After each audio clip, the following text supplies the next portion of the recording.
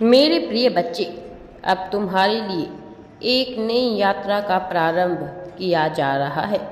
यह यात्रा कई मायनों में तुम्हारे लिए जीवन को बदल देने वाली साबित होने वाली है। तुमने अब तक के अपने जीवन में बहुत कुछ खोया है, बहुत कुछ पाया है, लेकिन अब इसे खोने पाने की प्रक्रिया से दूर तुम कुछ ऐसा महसूस करने वाले हो जो तुम सोच भी नहीं सकते, जो तुम्हारी सोच के मायने से पूरी तरह अलग है। यह पुष्प की भांति नई तरह से खुल उठने के लिए अब तुम तैयार हो। तुम्हारे जीवन में जो चुनौतियां आ रही है उनके रहस्य को अब तुम समझने वाले हो। जिन लोगों ने तुम्हें नीचे गिराने का प्रयत्न किया उसके पीछे का उद्देश्य भी तुम भांपने वाले हो, और यही कारण है कि इस संदेश को तुम्हें हर हाल में अवश्य ही पूरा सुनना है। मेरे प्रिय बच्चे, इस संदेश को सुनने से तुम में नवीन ऊर्जा का संचार होगा। मेरे प्रिय बच्चे, मान्यताओं से दूर जीवन की गतिविधियाँ कई मोड़ लेती है। मनुष्य जब अपनी ही आदतों के चंगुल में फंस जाता है तब वह सटीक फैसले नहीं ले पाता। यह नहीं जान पाता कि अब उसे आगे क्या करना है। लेकिन तुम अपने जीवन को मान्यताओं से मुक्त करने की ओर बढ़ रहे हो। अभी इसमें रुकावटें हैं, बहुत सी बाधाएं हैं। मैं देख पा रहा हूँ कि तुम्हारा मन तुम्हें बार बार भ्रमित कर रहा है, लेकिन तुम उदास नहीं होना, किसी भी मोड़ पर हताश नहीं होना, क्योंकि मैं वास्तव में तुम्हारी सहायता के लिए सदैव साथ रहूँगा। मैं तुम्हें अकेला नहीं होने दूँगा। मैं चाहे किसी भी रूप में तुम्हारे साथ रहूँ, किंतु तुम्हारे पास में ही रहूँगा, तुम्हारी सहायता के लिए ही रहूँगा। और तुम्हारा यह जान लेना अत्यंत आवश्यक हो चुका है कि इस माह के अंत में तुम्हारे साथ क्या क्या महत्वपूर्ण अद्भुत चमत्कारी घटना घटने वाली है। तुम जो कि अपने जीवन में बहुत कुछ सहते चले आए हो, अब तुम्हारी सहने की बारी नहीं है, अब तुम्हारी जीतने की बारी है। मेरे प्रिय बच्चे, तुम क्या पा लेना चाहते थे और तुम कहाँ पर रुक गए, इसका बहुत अनुमान तुम लगाते रहे हो। लेकिन एक चीज़ तुम्हें अपने जीवन में समझनी है, वह है धारा के साथ बहना। जीवन की दिव्य धारा के साथ जो मनुष्य बहने लगता है उसे फिर किसी भी चीज़ की आवश्यकता नहीं होती। उसकी राह में बाधा उत्पन्न करने वाला कोई हो नहीं पाता। यह जीवन एक खेल है। इसे तुम माया कह सकते हो, एक नाटक कह सकते हो, रचना कह सकते हो या जाल कह सकते हो, किंतु इसकी प्रासंगिकता यही है कि तुम्हें इसमें आनंद लेते रहना है। इसकी प्रासंगिकता यही है कि यहाँ झूठ में भी एक तरह का विनोद है, मजा है। कई बार मनुष्य सत्य से ही ऊब जाता है और सत्य की तलाश बंद कर देता है, किंतु मेरे प्रिय बच्चे, तुम जैसा होनहार मनुष्य यदि ऐसा करे तो मुझे इसमें बड़ा संदेह होता है।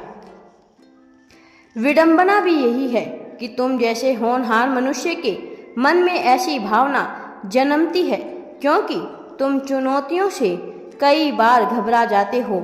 मेरे प्रिय बच्चे, जबकि तुम्हें अच्छे से ज्ञात है कि तुम में सामर्थ्य है, तुम साहसी हो, तुम किसी भी परिस्थिति से पूरी तरह से निपट लेने में सामर्थ्यवान हो, ऐसा गुण तुम अपने भीतर रखते हो।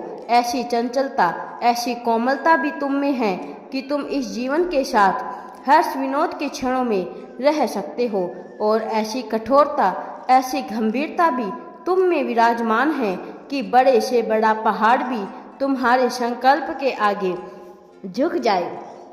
मेरे प्रिय बच्चे, तुम उस नीर के समान मधुर कोमल बह जाने वाले हो जो इस जीवन को अपने में समाहित कर लेता है, और उस चट्टान के समान विशाल और मायावी भी हो जिसके आगे बड़े से बड़ा अवरोध भी टकरा नहीं पाता है, क्योंकि वह स्वयं ही अवरोध बनकर खड़ा हो जाता है। फिर भी तुम्हारे जीवन में चुनौतियों के रूप में जो अवध भेजे जा रहे हैं, तुम उनसे घबरा रहे हो। मुझे आश्चर्य होता है कि तुम जैसा होनहार मनुष्य ऐसा कैसे कर सकता है। तुम जैसा गंभीर चित्त मनुष्य ऐसे कैसे कर सकता है। तुम जैसा हर्ष विनोद में रहने वाला मनुष्य ऐसा कैसे कर सकता है। भला ऐसा संदेह है मेरे मन में क्यों हो रहा है। मेरे प्रिय बच्चे, तुम सदैव मुझसे अपनी विडंबना दूर करने की बात करते हो, लेकिन क्या तुम मेरी विडंबना दूर कर सकते हो? क्या मुझे बता सकते हो कि तुम जैसा मनुष्य आखिर घबरा क्यों रहा है? क्या विपत्ति नहीं आएगी? क्या विपत्ति आती नहीं? क्या चुनौती नहीं आनी चाहिए? क्या जीवन सरल और मधुर ही चलता रहे? यदि विपत्ति आ गई तो तुम घबरा जाओगे। यदि विपत्ति आ गई तो तुम सीधा संदेह करने लगोगे, तुम शिकायतें करने लगोगे। नहीं, तुम ऐसे नहीं हो।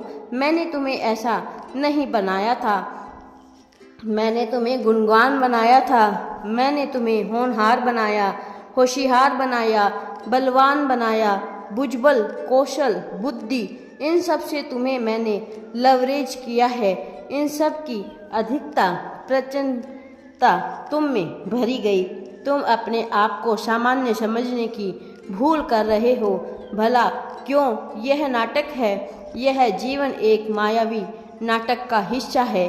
तुम इससे अछूते नहीं हो, तुम इसके अंग हो। तुम इसमें अभिनय करने वाले पात्र हो। फिर भला तुम अपने अभिनय को बेहतर क्यों नहीं करते?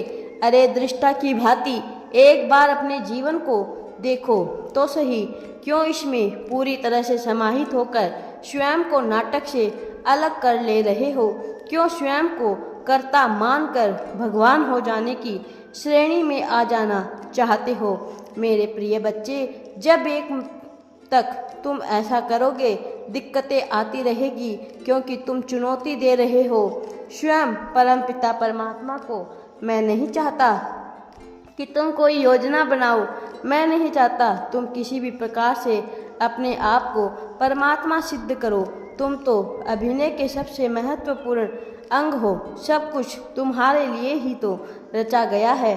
फिर इस अभिनय को सुंदर तरीके से क्यों नहीं करते? बिना कोई संदेह किए, बिना शिकायत किए, बिना भय के, बिना अपने ऊपर शक करते हुए, बिना किसी क्रोधित हुए। मेरे प्रिय बच्चे, अब तुम्हें इस जीवन को अच्छी तरह से जीना है, खुशहाल होकर जीना है, ताकि तुम अपने जीवन को अच्छी तरह जी पाओ और जीवन में आगे बढ़ो। जीवन में आगे बढ़ोगे तभी तुम सफलता को प्राप्त कर पाओगे। राधे राधे जी।